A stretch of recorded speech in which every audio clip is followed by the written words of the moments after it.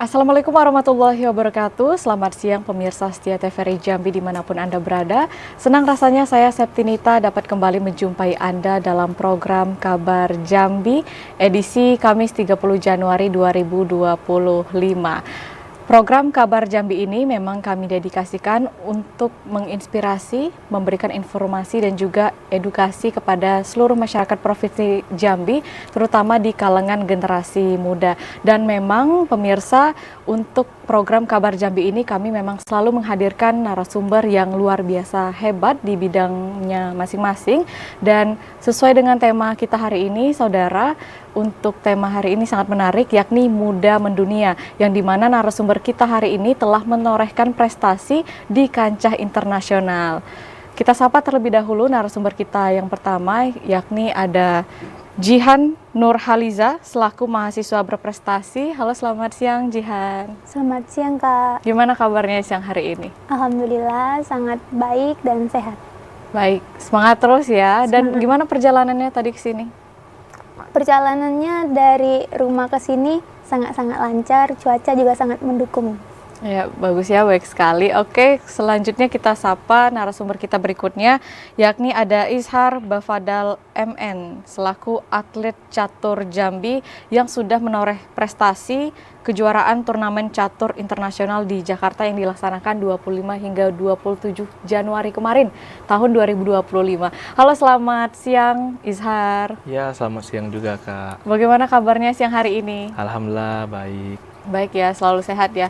Dan pemirsa, bagi pemirsa yang ingin memberikan masukan, pertanyaan kepada dua narasumber kita yang luar biasa pada hari ini, bisa menghubungi kami pada segmen berikutnya di 0741663385 atau di 081174333133. Dan memang hari ini kita akan membahas lebih lengkap ya kepada narasumber kita yang luar biasa hari ini, bagaimana perjalanan mereka sehingga bisa menorehkan prestasi di kancah internasional.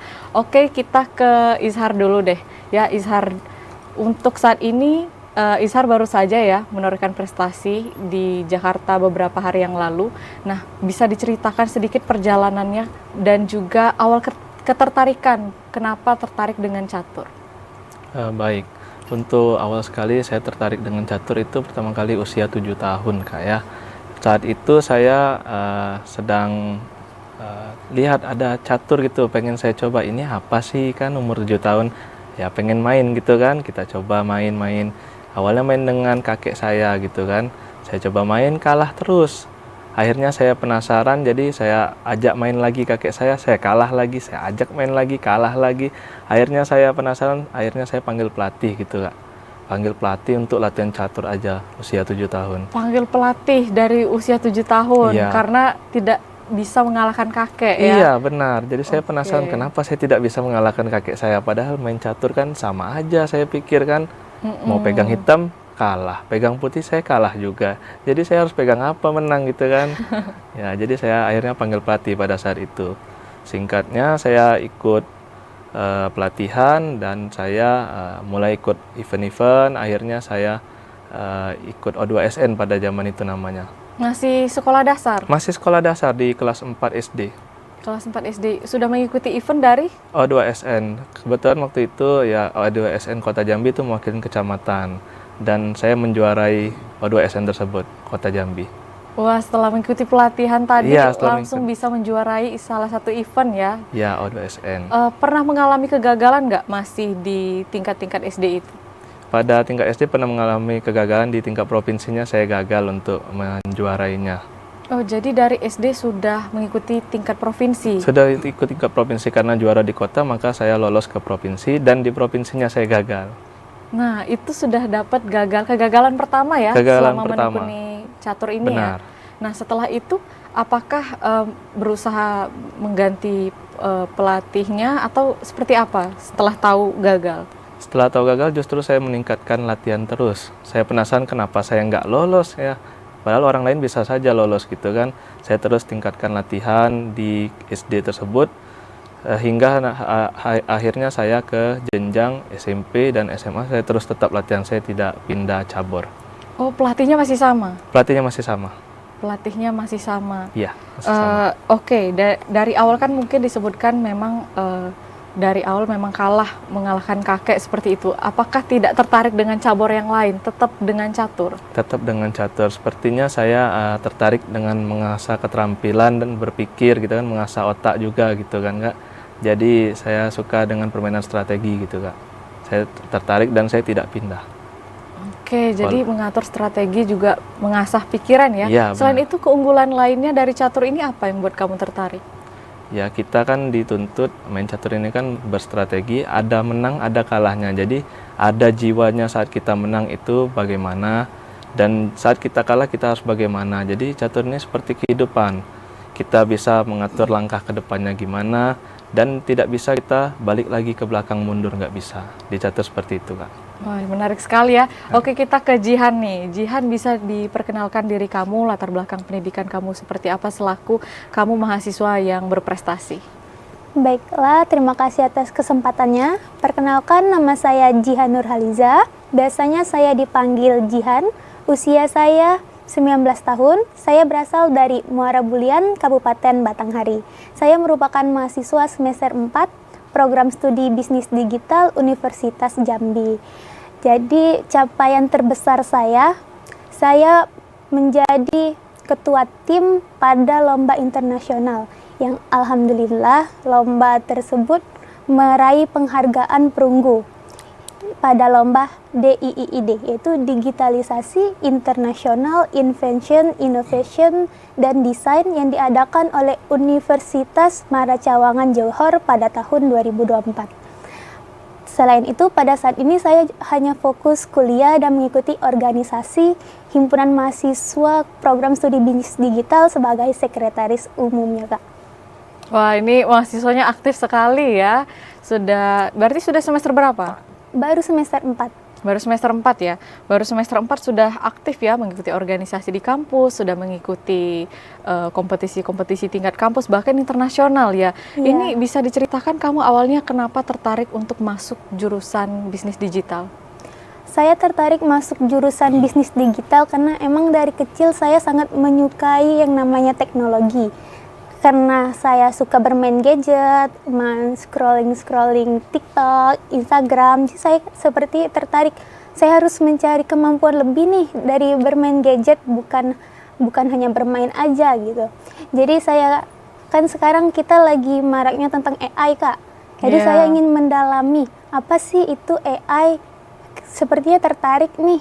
Saya juga menyukai kewirausahaan. Kebetulan saya dari kecil suka berbisnis.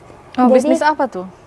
banyak saya suka buat handmade gelang, kalung, cincin dari SD, lalu sampai SMP, SMA juga sesuatu yang unik. Kebetulan kan saya SMK nih, Kak.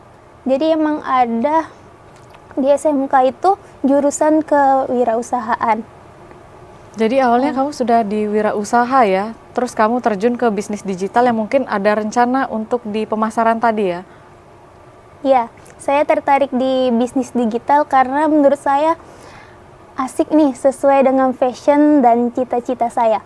Karena saya tertarik di bidang bisnis dan teknologi. Saya menyukai sesuatu yang baru, yang unik, yang berbau teknologi. Saya suka main komputer gitu, Kak. Jadi saya suka kayak mau ngasah, gimana sih ini, mau memperdalami. Kayak saya belajar menggunakan Word nih. Ada sesuatu yang tidak pernah saya tahu tadi, jadi saya terus mempelajarinya. Apa sih yang unik dari ini gitu, Kak? Oke, menarik sekali ya, dari awalnya suka bermain gadget dan juga bermain komputer ya. Terus untuk dari bimbingan orang tua seperti apa? Apakah memang orang tua mendukung, ataukah mungkin sebelumnya orang tua pernah mengarahkan kamu ke jurusan yang lain tapi tetap mengizinkan kamu? Seperti apa dukungan dari orang tua?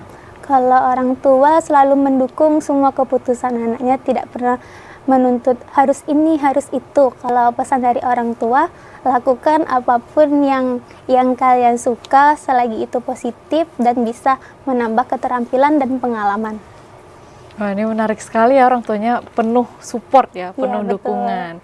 Nah, untuk dari kamu sendiri selama kamu di kampus ya atau di tingkat universitas ini, kamu pernah mengikuti ajang-ajang atau kompetisi apa sebelum kamu masuk ke kancah internasional ini? Tentunya sebelum saya mengikuti ajang internasional ini, saya pernah mengikuti 5 lomba. 5 lomba, dan bagaimana? Apakah itu selalu berhasil atau seperti apa, bisa diceritakan? 5 lomba, yang pertama dari semester 1, saya mengikuti PMW, Program Mahasiswa Wirausaha Tingkat Kampus. Lalu yang kedua saya mengikuti P2MW, Program Pembinaan Mahasiswa Wirausaha yang diadakan oleh Kemendikbudristek. Yang ketiga saya mengikuti lomba PMW FEB, yaitu Program Mahasiswa Wirausaha Fakultas Ekonomi Bisnis. Yang keempat saya pernah mengikuti lomba iklan dan video. Alhamdulillah mendapatkan juara harapan 1, Kak. Terus yang kelima saya pernah mengikuti lomba esai dan video tingkat nasional yang diadakan oleh Universitas Medan. Dari semua lomba yang saya mengalami kegagalan, Kak. Kelima lombanya mengalami kegagalan, tapi saya tidak putus asa. Justru itu membuat saya banyak belajar. Misalnya dari PMW nih, Kak, Program Mahasiswa Wirausaha. Saya belajar, ternyata di sini saya kurangnya di strategi bisnis yang kurang kuat. Saingannya kan kuat. Dimana saya di saat itu semester 1 harus melawan semester-semester yang lebih tinggi. Jadi saya memiliki motivasi nih. Saya harus bisa, walaupun saya mahasiswa baru, saya harus tunjukkan bahwa saya harus bisa. Jadi saya mengikuti ajang-ajang lainnya untuk mengasah kemampuan dan skill saya, Kak. Wah, ini hebat sekali ya. Ini bagus sekali untuk pengembangan diri. Kamu pantang menyerah meskipun gagal, kamu juga mau terus untuk belajar ya. Ini menarik sekali. Dan mungkin kita kembali ke Izhar ya. Izhar mungkin bisa diceritakan sebelumnya untuk dukungan-dukungan dari orang tua selama kamu dari menekuni catur ini seperti apa? Dan juga dari kerabat-kerabat terdekat, teman. Ya, dari orang tua selalu support saya, karena dari keluarga saya juga dulunya pecatur juga, dari kakek kan. Oh, memang Dulunya dari pecatur. kakek turun-temurun ya? Turun-temurun, jadi ya orang Oke. tua support, melihat potensi saya ada, dan diteruskan latihan, jadi saya selalu disupport orang tua gitu. Oke, Kak. Sampai sekarang sudah bisa mengalahkan kakek berarti? Sudah bisa. Sudah bisa ya? Sudah Apalagi bisa. sudah bisa menjuarai di kancah internasional ini ya? Iya benar. Oke, kalau untuk ini teman-teman kamu, teman-teman seperjuangan catur kamu, apakah juga masih melakukan kegiatan-kegiatan rutin untuk pelatihan-pelatihan catur seperti apa? Untuk teman-teman ada beberapa yang masih terus berjuang, berkarir di catur, dan ada juga yang stop gitu, Kak. Ada yang terus lah sampai sekarang kan. Sekarang latihan bareng gitu, main bareng gitu, sparring bareng. Banyak, Kak. Terus mungkin bisa kamu informasikan juga bagaimana cara kamu untuk mempersiapkan diri, terutama untuk turnamen-turnamen besar ini seperti apa? Nah, cara saya mempersiapkan diri yang pertama saya siapkan dulu secara fisik, ya artinya saya sehat, tidak dalam keadaan sakit. Yang selanjutnya saya cari skondan. Skondan ini seperti teman kita, Kak. Jadi kita mau prepare main apa nanti caturnya, kita punya teman yang bisa memprepare kita gitu kan. Jadi saya bantu dia, dia bantu saya juga latihan gitu, Kak. Memilih skondan yang baik. Oke, untuk berarti ini teman ya, teman untuk bermain catur ini. Ya. Nah, itu kamu benar-benar memilih bagaimana potensinya, apakah harus sama dengan kamu atau lebih bagus dari kamu, atau seperti apa? Enggak, yang penting gaya bermainnya sama dengan saya dan cocok juga dengan saya gitu kan, untuk saling membantu gitu kan. Dia yang penting bisa menyesuaikan dengan saya lah gitu.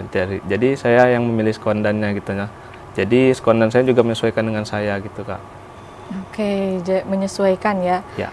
Kemudian untuk tantangan-tantangan terbesar kamu selama kamu menekuni bidang catur ini, apa tantangan terbesarnya?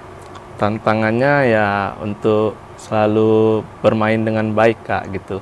Karena kita kan main catur ini ya bisa dibilang hoki-hokian. Ada saatnya kita lagi fit mainnya, lagi bagus, lagi hoki lah kita mainnya. Ada kalanya juga kita lagi kurang bagus mainnya kan, ada membuat langkah-langkah kesalahan maupun blunder dan lain sebagainya. Jadi tantangannya ya kita setiap turnamen pengennya juara terus, tapi ya nggak bisa gitu kan, karena ada faktor keblunderan ataupun kesalahan saat bermain lah gitu, Kak. Tadi kamu sebutkan kesalahan-kesalahan saat bermain. Bagaimana cara kamu mengatasi kesalahan-kesalahan itu? Dan kesalahan ini apa saja? Mungkin kamu bisa sebutkan. Kesalahan ini banyak Kak. Yang pertama itu kesalahan blunder saat main, artinya kita mungkin salah melangkah gitu kan. Karena langkah ini kita membuat lawan jadi posisinya lebih enak ataupun bisa membuat kita skakmat dan akhirnya kita mengalami kekalahan. Dan juga kesalahan lainnya kita bisa buat pada saat kalau di catur ada namanya saat handphone berbunyi itu kalah gitu Kak. Jadi saat tanding catur itu nggak boleh handphone berbunyi. Oh, itu memang sudah peraturannya? Iya, sudah peraturannya gitu. Jadi saat kita handphone berbunyi kadang kita bisa dianggap kalah gitu Kak. Jadi kesalahan-kesalahan seperti itu ya memang harus benar-benar kita hindarin gitu. Oke pemirsa, kita akan membahas tema kita lebih lengkap lagi dengan narasumber kita. Tetaplah di Kabar Jambi.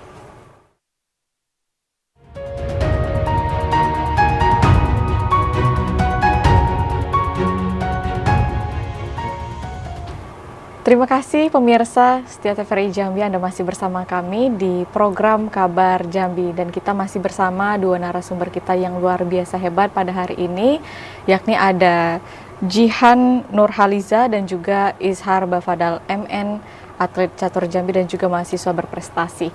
Oke, kita kembali ke Jihan deh ya, kita ke Jihan dulu. Oke Jihan, untuk selama kamu mengikuti terutama di kompetisi kancah internasional ini, mungkin bisa diceritakan persiapan kamu seperti apa untuk menghadapinya, dan kamu mengikuti kompetisi internasional ini sebelumnya dapat informasi dari mana? Baiklah, sebelumnya saya mendapatkan informasi lomba ini dari Kepala Program Studi Bisnis Digital yang membimbing kami secara khusus. Prosesnya yang pertama tentunya kami dibimbing oleh mentor-mentor yang hebat Kak. Oh, dibimbing mentor-mentor hebat. Apakah Ya. sebelumnya dilakukan proses seleksi? Iya, betul. Sebelum dilakukannya lomba tersebut, kami dibimbing, dikumpulkan terlebih dahulu. Jadi ada beberapa tim yang siap, yang dibimbing dengan mentor yang sangat hebat, yaitu Dr. BC Widiawati. Beliau membimbing kami setiap selesai pembelajaran. Pasti beliau mengajak kami ngumpul nih, berdiskusi. Apa sih ide bisnis kalian, ide proposal yang akan kalian ajukan. Jadi beliau selalu mengasih masukan, saran, kritik yang mengevaluasi kami. Begitu Kak. Oke, berapa lama proses bimbingan dari dosen ini? Proses bimbingan ini sekitar 1 bulan. 1 bulan lamanya. 1 bulan ya. Iya. Dan dari sana kamu dari setelah 1 bulan itu berapa lama waktu yang dibutuhkan untuk berangkat ke Malaysia itu? Untuk lombanya kami itu online Kak. Jadi kami membuat video dan proposal yang diajukan dan dikirim melalui website. Jadi lomba yang diadakan oleh Universitas Maracawangan Johor ini bekerja sama dengan Universitas Lampung. Jadi dari Universitas Lampung ini yang menyebarkan informasinya ke Indonesia, ke universitas, sehingga jadi dosen mentor kami yang membimbing nih, memberitahu kalau ada lomba internasional nih, kalian harus mempersiapkan diri dengan sangat-sangat siap. Ide kalian harus out of the box. Jadi di situ kami berdiskusi. Kebetulan kan tim nih Kak. Jadi beberapa ide kami seleksi. Ada pro kontra pendapat di dalam tim, tapi tetap mencapai tujuan yang sama, ide yang sama. Jadi dari berbagai perbedaan pendapat tersebut kami satukan. Oke, berapa orang dari tim itu? Dari timnya ada 4 orang Kak. Kebetulan saya cewek sendiri dan 3-nya cowok. Dan juga mengetuai ya? Iya. Wah, hebat sekali ya, sampai laki-lakinya kalah ya untuk diketuai. Dan untuk dari kamu sendiri, pengetahuan apa yang harus kamu punya untuk, terutama kan kamu papernya tentang AI ya? Bener ya, tentang AI. Pengetahuan apa dasar yang harus kamu tahu gitu sebagai mahasiswa untuk melanjutkan kompetisi ini?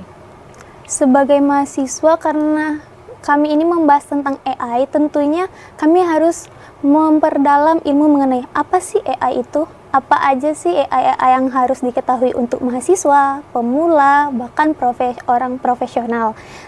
Lalu teknologi yang terkait yang bisa menunjang bisnis ini apa aja. Jadi karena saya pas itu masih mahasiswa baru, semester 2, belum banyaknya pengetahuan karena sangat minim.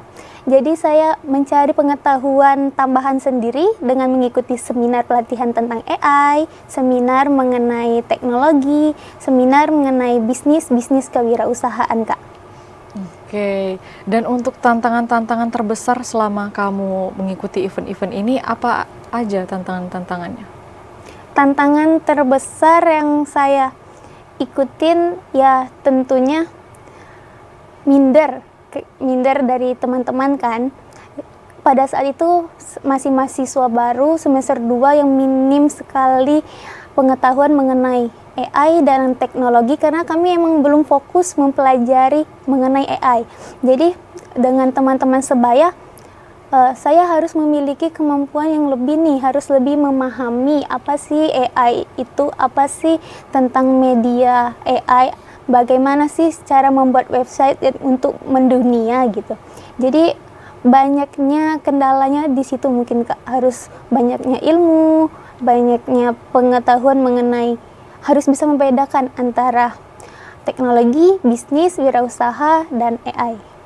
Oke, ini menarik sekali ya. Dan untuk dari teman-teman seperjuangan kamu yang kamu bisa kamu kalahkan tersebut ya, strategi apa yang menurut kamu ini bisa menang untuk mendapatkan kemenangan di juara di sana? Menurut saya strategi yang paling penting itu adalah kekompakan tim.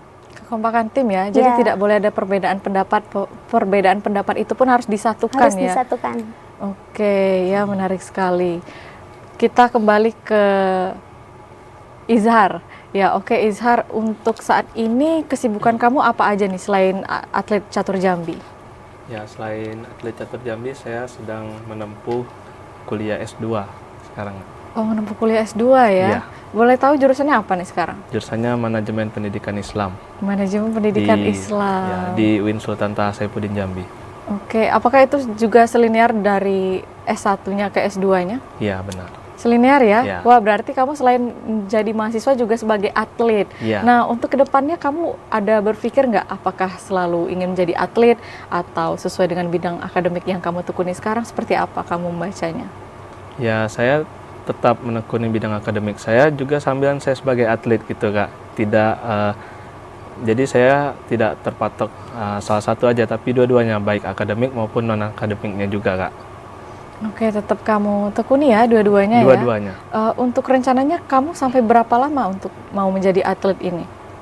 Terus hingga saya mencapai jenjang lebih tinggi lagi, yaitu titelnya naik menjadi Grandmaster. Oh, menjadi Grandmaster. Jadi sekarang titelnya? Master Nasional. Master Nasional. Jadi sebenarnya ada berapa tingkatan kalau untuk catur ini? Untuk catur ini ada 5 tingkatan. Yang pertama itu Master Nasional, yang kedua itu Kandidat Master, yang ketiga itu FIDE Master, yang keempat International Master, dan yang paling tinggi adalah Grandmaster. Oke, itu udah paling tinggi ya. Jadi saat ini kamu sudah di tingkat pertama ya? Tingkat pertama. Berarti untuk gelar. kamu sudah ada target-target dong ke depannya ya? Ya benar, sudah ada targetnya untuk mencapai gelar Grandmaster di kedepannya. Oke, berapa lama kira-kira waktu yang dibutuhkan untuk selalu naik di tingkat-tingkat di atas ini? Jika saya serius menekuni bisa mencapai 5 tahun, 6 tahun bisa. Oke, 5-6 tahun 5 bisa sampai ya? 6 tahun bisa. Sehingga saat ini kamu sebagai atlet catur Jambi, menurut kamu bagaimana perkembangan catur di Jambi ini seperti apa sekarang? Untuk saat ini perkembangan catur Jambi sangat luar biasa meningkat karena sudah ada binaan dari Rumah Catur Jambi yang bertempat di Jambi Business Center. Nah, jadi sekarang Jambi Business Center berkomitmen untuk meningkatkan khususnya pada olahraga catur. Jadi akan terus buatkan adakan event turnamen catur di Rumah Catur Jambi dan bahkan mengirimkan atlet-atlet untuk bertanding di kancah nasional maupun internasional. Oke ya, keren sekali ya, sudah dapat juga kolaborasi juga dengan yang lain. Kalau untuk lembaga-lembaga lain, kamu sudah berkolaborasi dengan siapa saja nih atlet-atlet catur Jambi?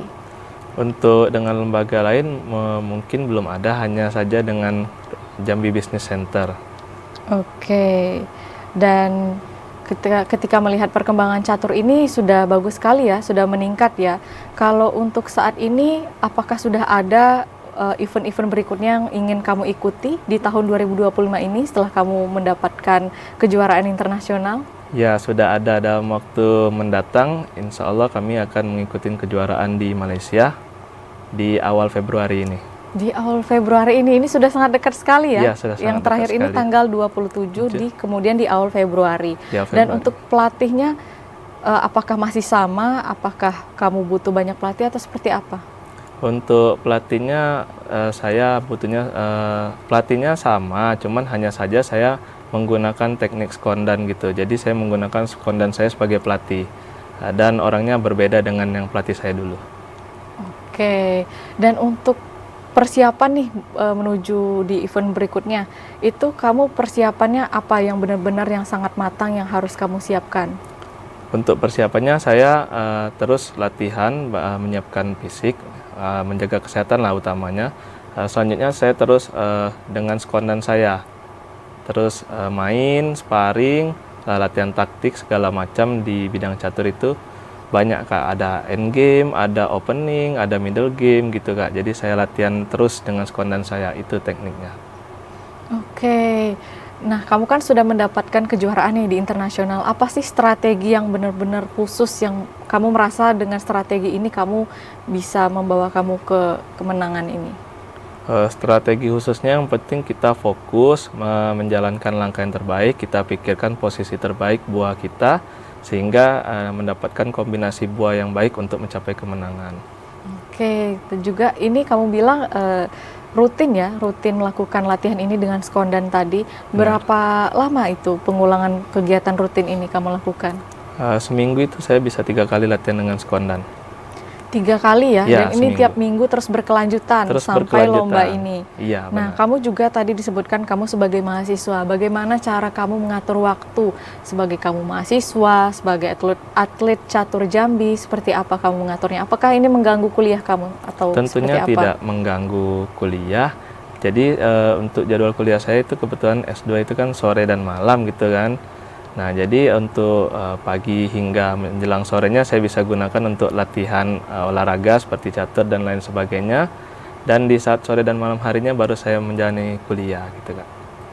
Oke, jadi tidak mengganggu kuliah kamu ya? Benar. Oke, ya ini menarik sekali. Oke, kita kembali ke Jihan.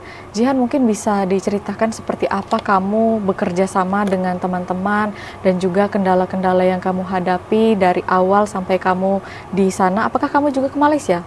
Atau cuman memang sebatas mengirim website saja? Kebetulan pada saat lomba ada 2 pilihan itu Kak. Pilihannya mau langsung ke Unila atau melewatin video yang kita upload ke YouTube, lalu kita share linknya ke dalam link pendaftaran tersebut. Nah, dari kampus, karena pada saat itu dekat-dekat mau ujian, jadi nggak ada persiapan untuk terbang ke Lampung, jadi kami mengirimkan video presentasi dalam bentuk bahasa Inggris kami upload ke YouTube, dan linknya kami taruh di link pendaftaran tersebut Kak. Oke, jadi tidak berangkat ke Unila karena kamu akan mendekati ujian ya, ujian akhir semester ya. Oke, dan untuk persiapan itu berapa lama yang kamu butuhkan untuk membuat paper itu sampai dengan selesai? Persiapan yang dibutuhkan yaitu 1 bulanan. Yang pertama, kami menentukan apa sih keunikan dari website yang akan kami buat. Terus bagaimana sih potensi komersialnya, apa manfaat bagi masyarakat, dan bagaimana nih desain antarmuka. Jadi di situ kan kami mendesain Kak. Jadi kami menonjolkan dari berandanya bagaimana, terus fitur-fitur yang menariknya bagaimana, dan bagaimana website itu dapat menghasilkan pendapatan. Jadi kami di situ membuatkan flowchart dulu, gambarannya Kak. Gambaran ya, kamu buat gambaran di paper tersebut, Iya. Kemudian gambaran tersebut kami mendesain. Sudah buat kerangka gambarannya, kami mendesain. Emang kami masukkan foto-foto yang terkait contoh iklannya. Kami bekerja sama dengan iklan teknologi seperti laptop, handphone yang berbau-bau teknologi. Lalu kami juga di potensi komersial bisa mendapatkan endorse iklan, dan ada kursus untuk content creator dan kursus untuk mahasiswa. Di situ juga di website yang kami tawarkan adanya untuk konsultasi mengenai AI yang dapat membantu masyarakat, terutama pemula. Oke, ini menarik sekali ya. Berarti ini papernya masih tentang gambaran ya, Ya. belum ada ditindaklanjuti ke depannya. Ya. Dan apa rencana kamu berikutnya setelah melakukan paper ini?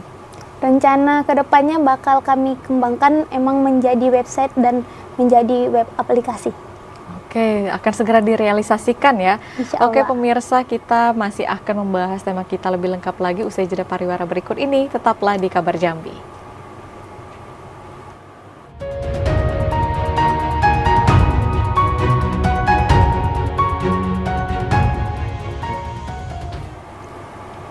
Ya pemirsa, terima kasih Anda masih setia bersama kami di program Kabar Jambi, dan kita masih bersama dua narasumber kita yang luar biasa hebat pada hari ini. Dan di segmen ini kita akan membuka sesi interaktif telepon dengan masyarakat Provinsi Jambi. Bisa menghubungi kami di 071663885 atau di 0811743333. Oke, baik. Mungkin kita bisa ke Jihan kembali ya. Jihan, kalau untuk Jihan sendiri ya sudah mengikuti kompetisi internasional ini, apakah kamu sudah berkontribusi juga ke kehidupan sehari-hari terhadap sekitar masyarakat, seperti apa sekarang? Tentunya Kak, tujuan awal membuat website ini yaitu ingin membantu masyarakat dan mahasiswa. Kontribusi nyata yang udah tim kami lakukan itu kami membantu membuat NIB, nomor induk berusaha. Kami juga membantu mendesain logo pada akun sosial media dari UMKM kecil tersebut. Kami juga membantu membuat dan mendaftarkan KRIS, karena kan pada era saat ini serba digital nih Kak. Oh ya, pembayaran sekarang sudah digital Iya, terus ya. Ya. Banyaknya anak muda sekarang tidak memegang cash, cuma Betul, membawa HP. ya kita relate sekali ya dengan Ya. ini ya. Jadi kebetulan emang di mata kuliah saya ada project nih membantu UMKM membuat KRIS. Jadi di situ juga berdampak pada lomba kami tersebut. Jadi kami mencari beberapa UMKM nih membantu membuat KRIS, mendaftarkan UMKM tersebut. Lalu dari situ UMKM merasa terbantu. Oh iya nih, jadi lebih gampang nih untuk pembayaran, jadi lebih banyaknya target pasar yang mereka capai. Wah, ini menarik sekali ya. Kamu sudah membantu masyarakat sehingga ini memudahkan transaksi ya antara penjual atau UMKM dengan pembeli. Ya, ini menarik sekali, juga mempermudah mereka. Tapi menurut kamu, apakah dengan penggunaan AI yang kamu sebutkan di awal tadi, ini juga bisa mempermudah atau malah membuat seseorang itu menjadi lebih malas berpikir, atau seperti apa menurut kamu? Menurut saya AI ini bisa menjadi teman curhat, teman berkonsultasi. Jadi kita menggunakan AI ini bukan semata-mata hanya membantu memberikan kita jawaban yang membuat kita malas. Tidak, banyaknya AI ini yang bisa membantu kita membuat gambar, membuat video, menjadi teman curhat, konsultasi gitu Kak. Misalnya lagi ada masalah nih, kita ceritakan tentang diri kita. AI pasti memberikan solusi yang terbaik. Jadi AI ini bukan hanya memberikan semata-mata jawaban, tapi biasanya kalau kita emang memasukkan kata kunci yang valid dengan sumber-sumber yang valid juga Kak, itu akan memunculkan jawaban yang sangat-sangat puas. Oke, yang sangat-sangat puas ya. Yang penting kita taruh sumber kata kunci dan juga sumber yang valid. Ya. Tapi kalau misalkan kita hanya menanyakan, memberikan pertanyaan kepada AI tersebut, apakah menurut kamu sebagai mahasiswa bisnis digital, jawaban dari AI ini bisa akurat? Jawaban dari AI ini tidak 100% akurat. Tentunya sebelum kita menggunakan AI, kita harus menentukan apa sih ide dari yang akan kita tanyakan ini. Pertama kita harus memperkenalkan diri kita, biodata kita, sehingga AI itu merasa dekat nih dengan kita. Jadi AI bisa memberikan jawaban sesuai dengan yang kita mau, yang kita butuhkan.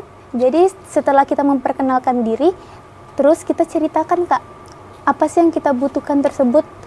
Dari yang kita butuhkan tersebut, kita juga harus mensertakan sumber-sumber link jurnalnya. Jadi bukan sekedar hanya tolong buatkan ini, buatkan itu. Ya, ini Itu- sering sekali ya Ah, mahasiswa ini. Jadi kalau mau jawaban yang emang sangat-sangat valid, tentunya kita harus mencari sumber-sumber referensi dari berbagai jurnal, baik jurnal internasional dan jurnal nasional. Lalu tentunya yang pertama yang paling penting itu keyword yang kita masukkan.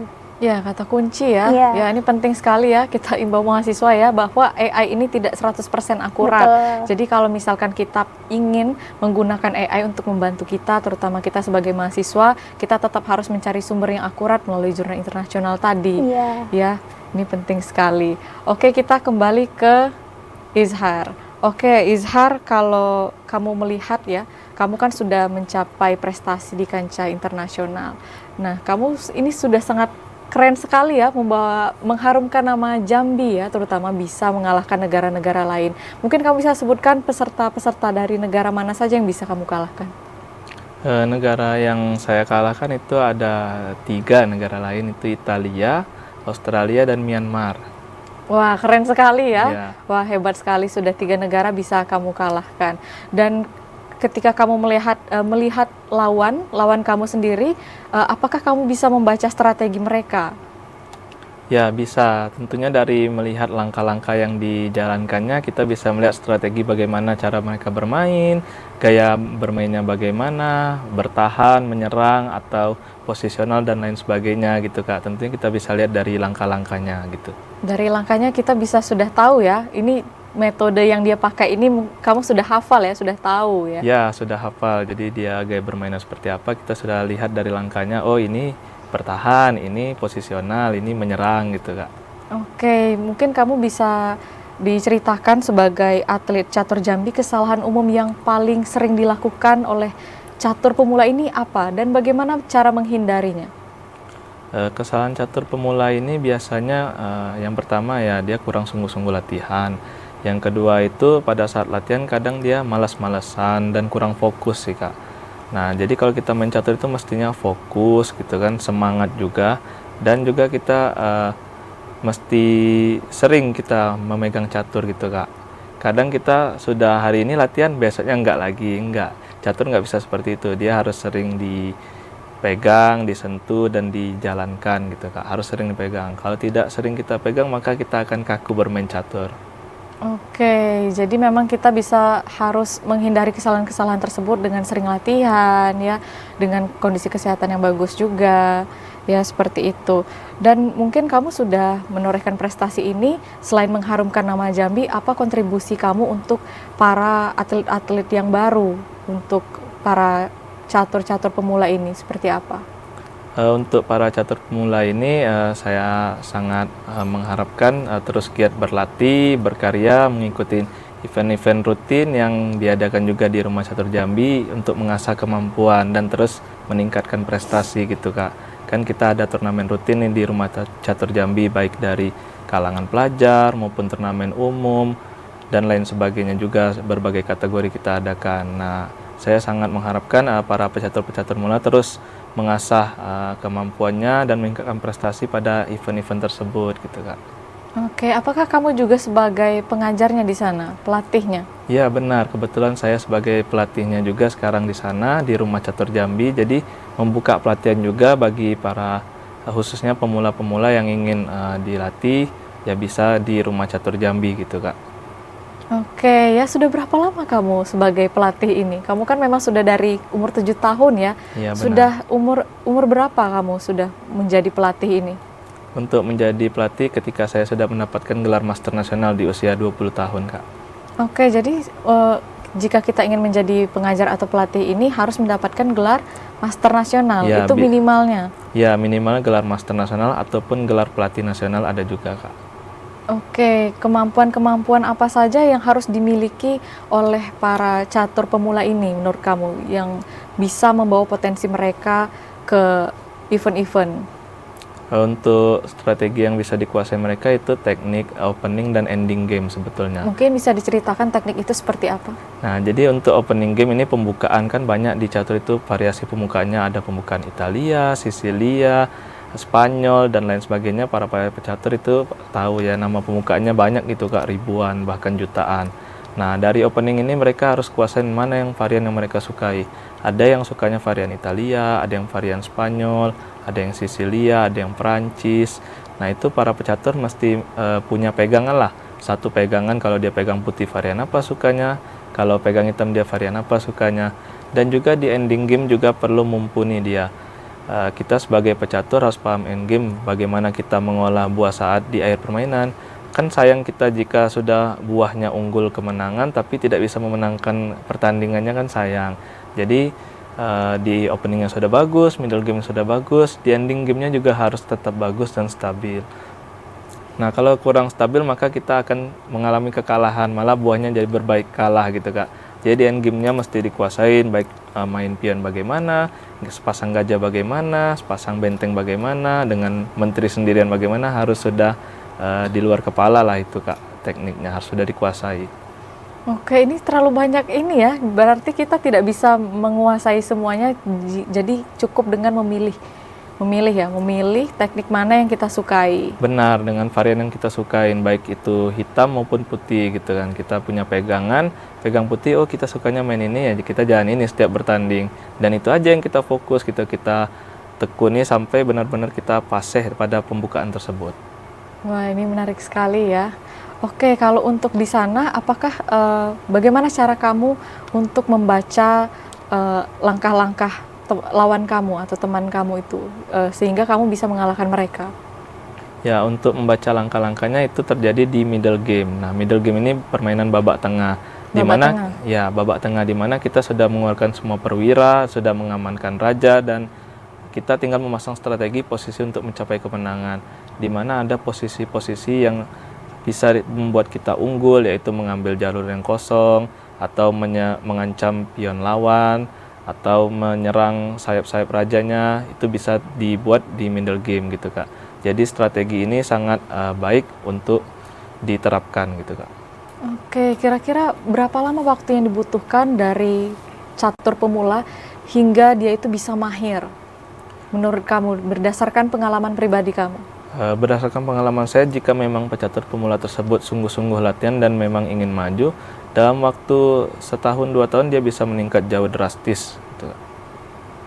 Oke, jadi 1-2 tahun sebenarnya sudah bisa mahir ya. Yang penting kita lakukan kegiatan latihan rutin saja dengan pelatihnya tersebut. Ya benar, jadi kita akan melatih pemain tersebut dari bulan pertama, ada bulan kedua, bulan ketiga, bulan keempat, itu ada programnya khusus Kak di pelatihan tersebut. Nah, jika memang pemula tersebut mengikuti latihan dengan serius, tekun, insya Allah dia bisa mahir segera gitu Kak. Bahkan bisa lebih cepat, setengah tahun udah mahir.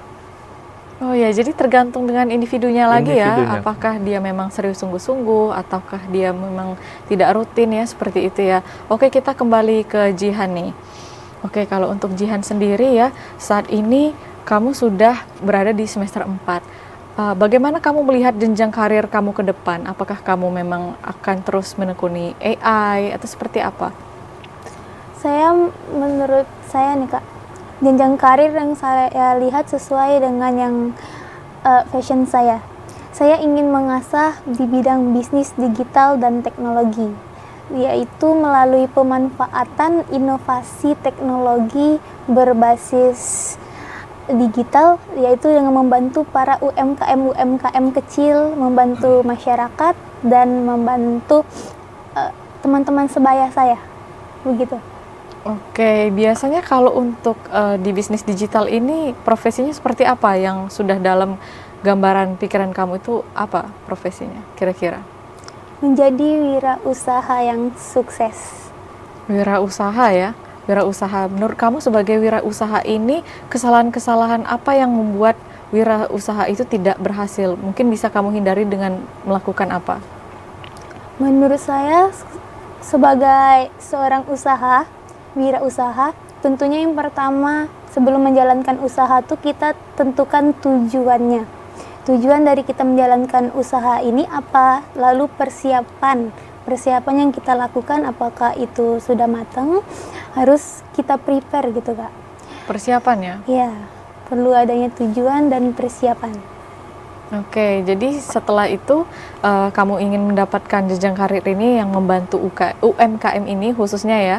Nah, selain UMKM ini kamu ingin membantu siapa saja selain UMKM? Apakah mahasiswa ataukah di bidang lain? Seperti apa? Selain UMKM itu saya ingin membantu masyarakat yang gaptek.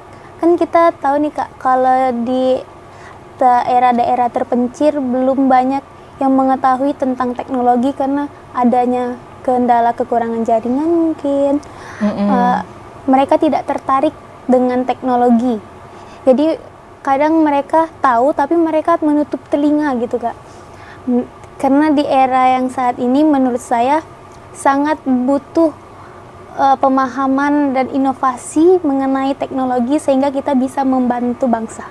Oke, nah kemudian ya terkait dengan AI ini, bagaimana cara kamu mengasah keterampilan kamu di luar perkuliahan? Apakah kamu mengikuti kursus atau mengikuti kelas tambahan lain? Seperti apa untuk AI yang menunjang kemampuan kamu?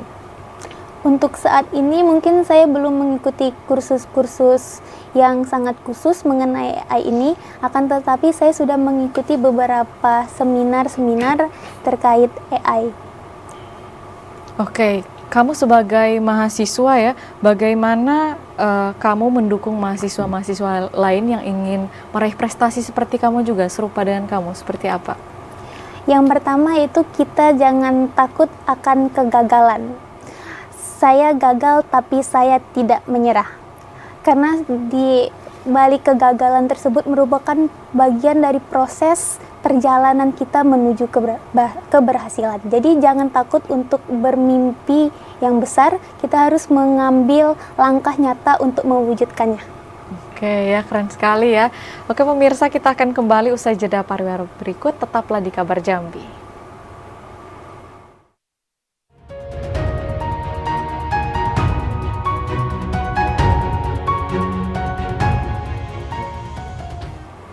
Ya pemirsa, terima kasih Anda masih bersama kami di program Kabar Jambi, dan tidak terasa pemirsa kita sudah berada di penghujung acara, yang artinya saat ini kita akan meminta closing statement atau pernyataan penutup kepada dua narasumber kita yang luar biasa pada hari ini. Mungkin bisa ke Izhar dulu, silakan dengan closing statement-nya. Baik, terima kasih atas kesempatannya. Pertama, saya ucapkan terima kasih banyak kepada Direktur Utama Jambi Business Center yang telah membina saya dan mensupport saya melalui Rumah Catur Jambi yang diketuai oleh Pak Ali Usman Siregar. Selanjutnya, harapan saya juga kepada generasi muda, teruslah giat berlatih dan berkarya di bidangnya masing-masing. Ini saatnya kita sebagai Gen Z, generasi muda, untuk mendunia. Dan juga harapan saya kepada pemerintah juga terus memperhatikan atlet-atlet yang berprestasi, khususnya bidang olahraga di Provinsi Jambi. Baik, demikian yang dapat saya sampaikan. Terima kasih. Oke, baik, terima kasih Izhar atas closing statement atau pernyataan penutupnya. Mungkin kita bisa ke Jihan ya untuk closing statement berikutnya. Silakan Jihan.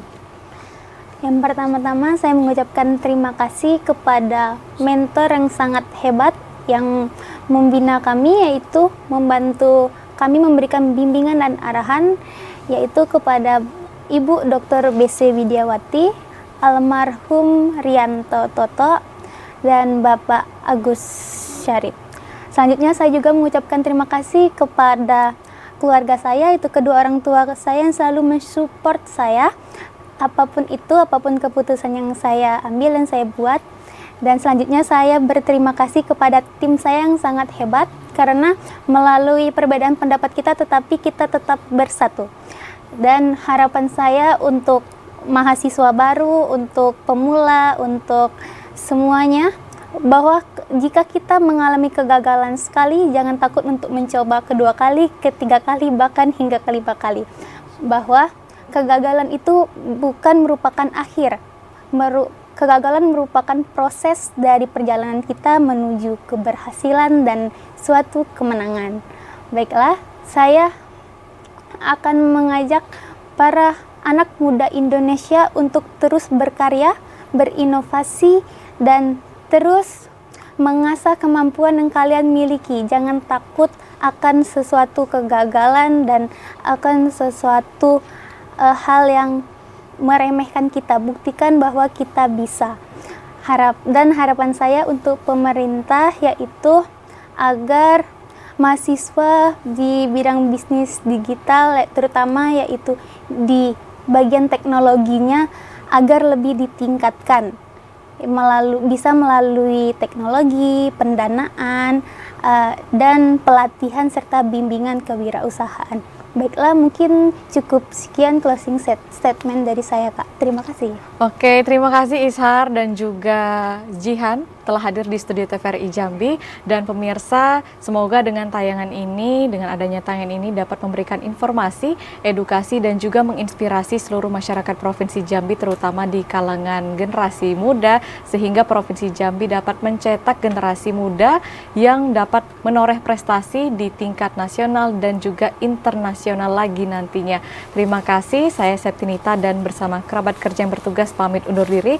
Wassalamualaikum warahmatullahi wabarakatuh. Selamat sore dan sampai jumpa.